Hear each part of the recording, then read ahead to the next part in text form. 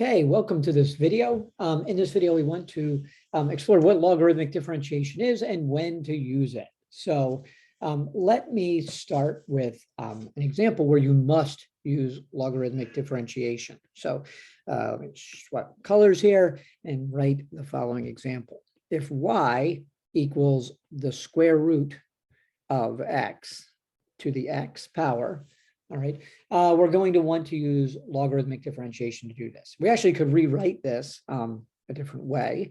We could rewrite it as y equals x to the half to the x power, right? And then you could rewrite that as y equals x to the x over 2 power. Okay. Now, the reason we have to use logarithmic differentiation in this is we have a base that is variable. Okay, so the base is not a constant, the base is a variable. Okay, and the exponent is also a variable. So this is neither a power function. Okay, so an example of a power function would be y equals x cubed. All right, nor is it exponential, where y is equal to like 3 to the x. Okay, that would be exponential. So it's neither of those. Both the base and the exponent are variable. Okay, so a way to work around this is the new method, which is logarithmic differentiation. So if I rewrite this as ln of y equals ln of the right-hand side, okay, we can use our power rule for exponents, okay? I'm sorry, for logarithms. So if I have the log of a to a power, that's the same as the power times the log of a. So that was covered in a separate video. If you need to see that, go do that now. And so now we can rewrite this using the power rule as x over 2 times ln of x on the right-hand side.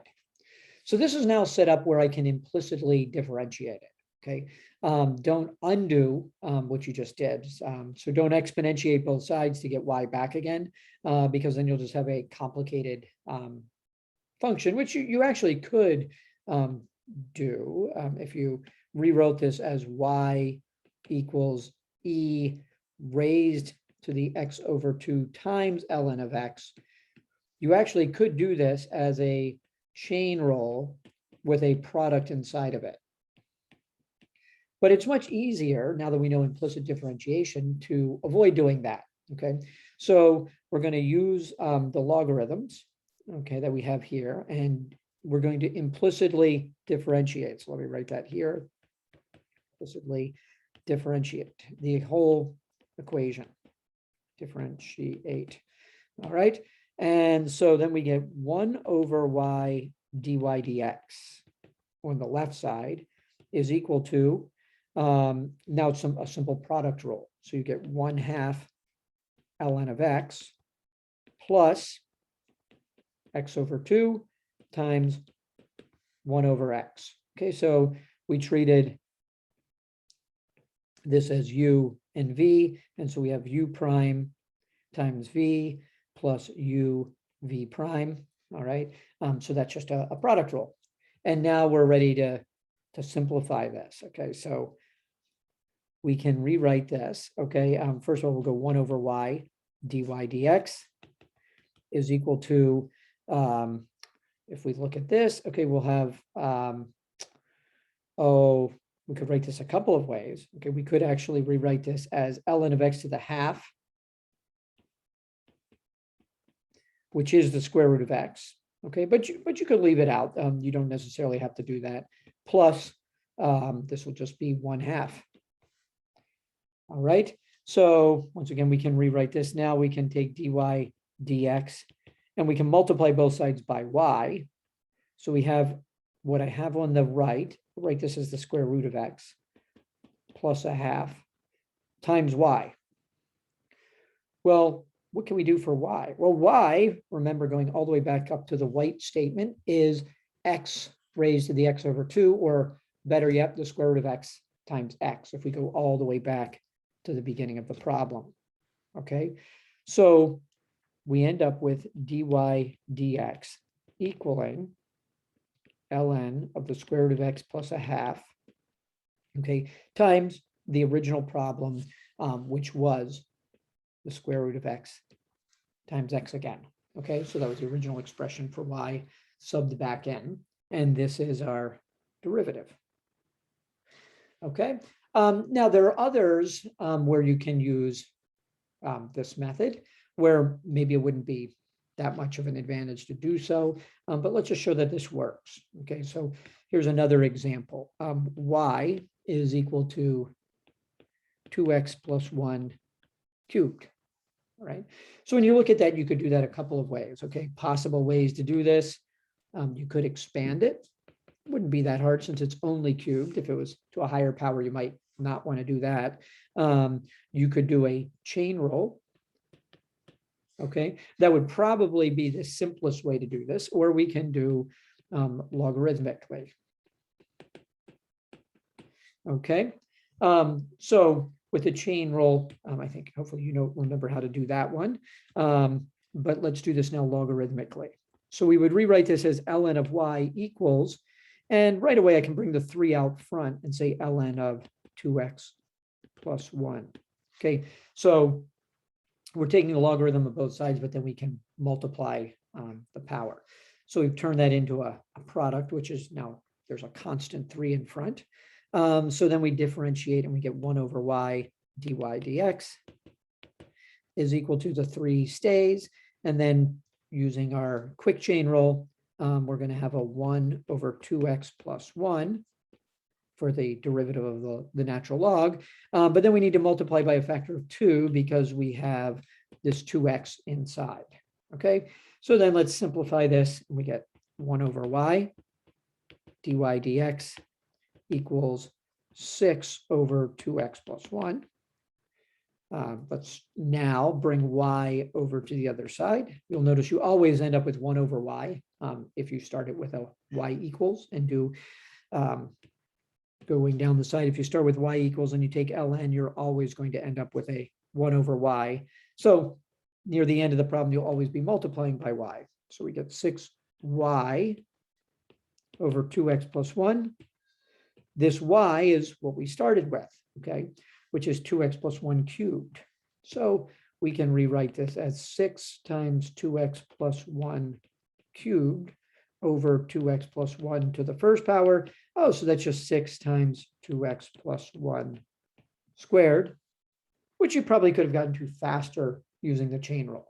So in general, you want to pick the method that's probably going to get the job done the most quickly, which in this case, I would say the chain rule is probably faster.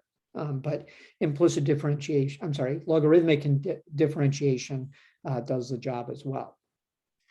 Now, if the problem had instead been the following, let's change colors, y equals 2x plus 1 cubed times 4 minus x squared to the 5th, here's where logarithmic differentiation may help. Okay, it might actually speed things up. So I take ln of y and I take ln of the entire right-hand side.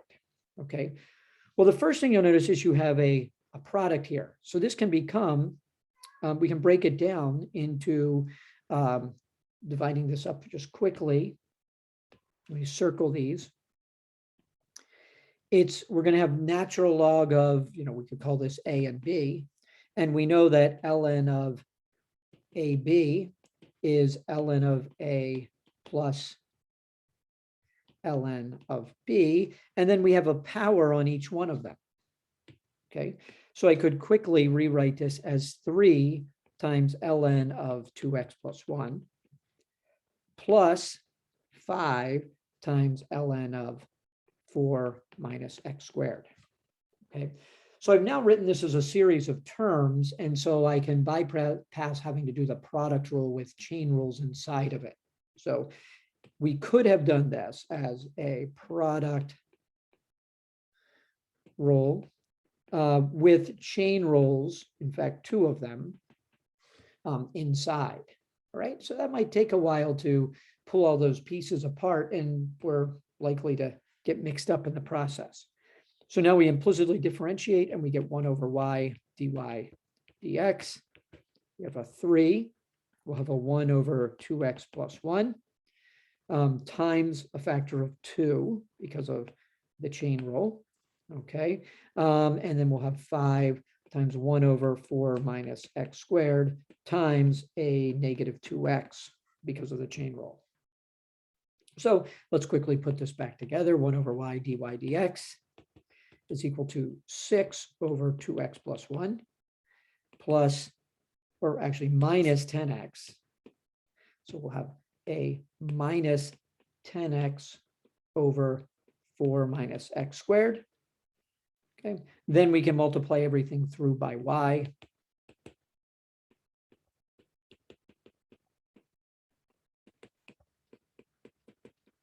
Put all of that in parentheses and multiply by y. And you actually probably could skip that step. I'll just circle this because we know what y is. So you could have written y in directly. So dy dx is equal to everything I just put in parentheses.